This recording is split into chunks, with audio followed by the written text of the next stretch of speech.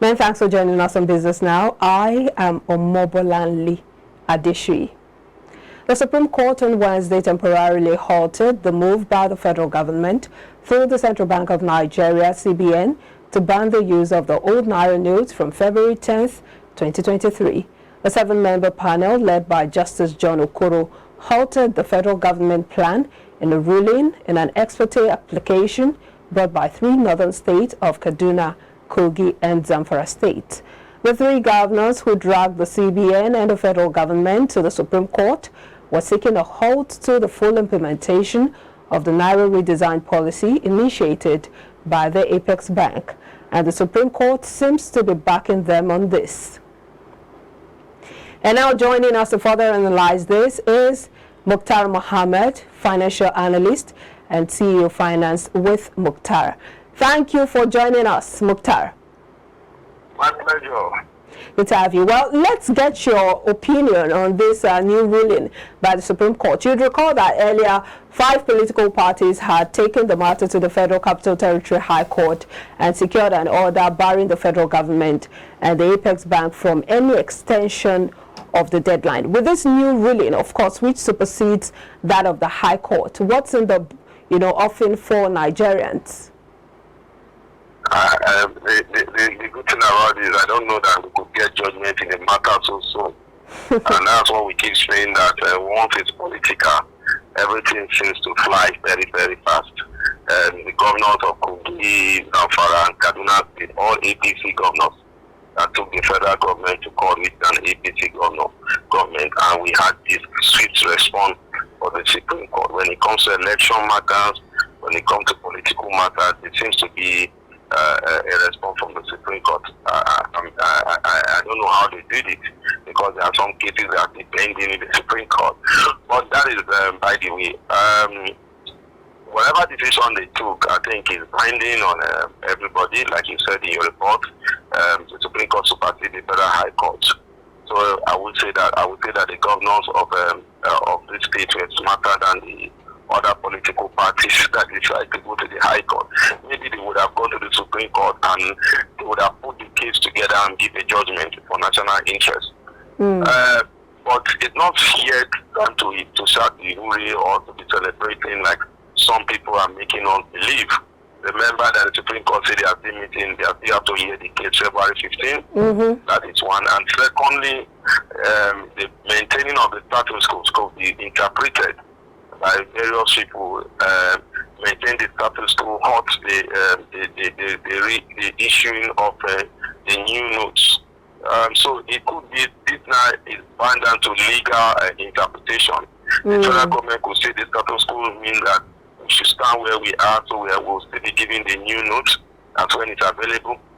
And the whole idea is that how many banks still have the old notes? So most of the banks, you ask them behind the scene after this judgment, were telling me that, look, we don't even have the old note any longer. We are taking the old note to CBN. But it's still subject to interpretation, as you said. We do not know if this means that the old note should work concurrently with the new note, or if the old note should totally be phased out. But I'm just looking at the people that are saying we've gotten the judgment, we can now use the old note. So I'm saying how many people have the old note? Because remember that up to this, the old note is supposed to still to be a legal tender by Friday, and a lot of people that have the old note have taken the old notes to the banks. And why they are rioting and people are upset is because we got our old note to you. Now we cannot have access to the new notes. So the only people that will benefit from this are the politicians that had so much of the old notes back in their house for electoral purposes and have not taken it to the bank. So this judgment will be like it's helping them begin to use their old notes either for election malpractices or whatever they want to do. So definitely it's not something that anybody should celebrate, because over 90 or 80% of Nigerians no more have the old notes. They're taking it to the bank, and the banks going to go back to CBN. The CBN will now say, okay, we have to retain the old note. So it's a lot of technicality involved in it. So Still subject to the interpretation of the legal professionals. But you recall that President Muhammad Buhari on Friday, after a meeting with some APC governors, had asked for 7 days to make a major decision on the policy. But some analysts have said that the parties involved, especially Kogi, Kaduna and Zamfara states, who took the case to court, should have waited for the 7 days to elapse before taking the matter to court. What's your take on this? I think it has become a political war. It has become a power tussle, if I would say that. So now it's who is going to win? Who is going to win this case? I think that's what we are saying. It's no more all about the people. It's all about power. The federal government have taken us to court. Was it right for the federal government to have taken them to court? I mean, for them to have taken their own party to court. You see, in all of this scenario, you just realize that the APC as a party are behaving like the opposition party, because this is what the opposition party should do. And then the APC as the ruling party are blaming the opposition parties for the scarcity of Naira notes and the fuel scarcity. Indeed, so it's only in Nigeria that you see such things happening. But that's just, a reflection of what we see, especially from the statement coming from the governor of Kaduna State, Nasir El-Rufai, saying that President Muhammad Buhari was not properly briefed and that the CBN governor hoodwinked him and didn't give him the full details of what the whole policy was about. And then we have the PDP saying that it is some form of, political gimmick for this administration to make Nigerians suffer more. So, of course, it's already become a very big political war. But after Wednesday, February 15, what next? Well, we need to wait for them. It's a judgment that's been given by the Supreme Court. Like I said, the federal government will also look into those judgments and see their interpretation of it. And so we expect that within the next 48 hours, we get a response from the federal government. Not to forget that the spokesperson for the federal government, the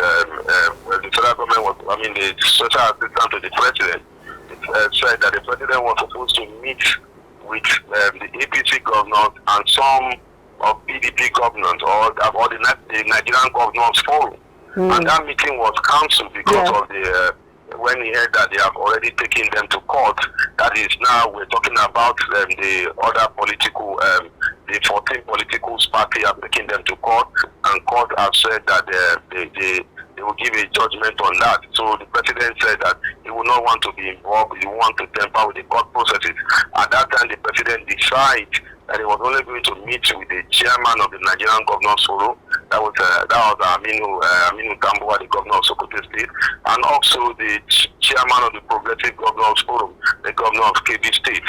So he met with those two governors behind closed door, and he was waiting for this judgment. And I remember the minister for information, Lai Mohammed, came up and said that the opposition parties are tying the government hand behind so that the government will not have a need to, even if they want to extend the elections of the policy.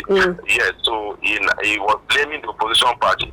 But now the party that have gotten judgment is not the opposition party. It's all the three parties we just mentioned for are members of the ruling party. So definitely it's more or less, the more you see, the less you understand. That shows that there is a crack